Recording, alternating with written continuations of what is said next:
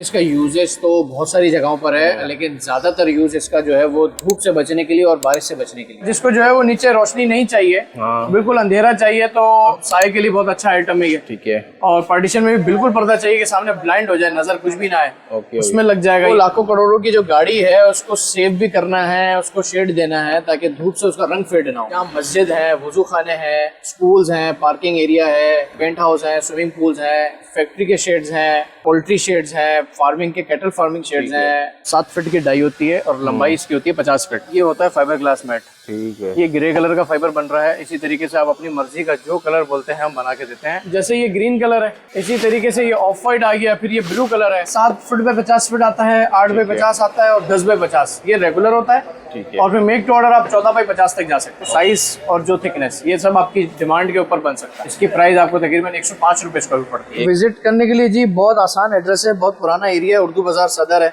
दिल पसंद बेकरी के बिल्कुल ऑपोजिट सामने जो है ना ये मार्केट आती है। साबिर निहारी वाली गली के अंदर ही कहलाती है, बड़ी मशहूर है, MH करार प्लास्टिक के नाम से।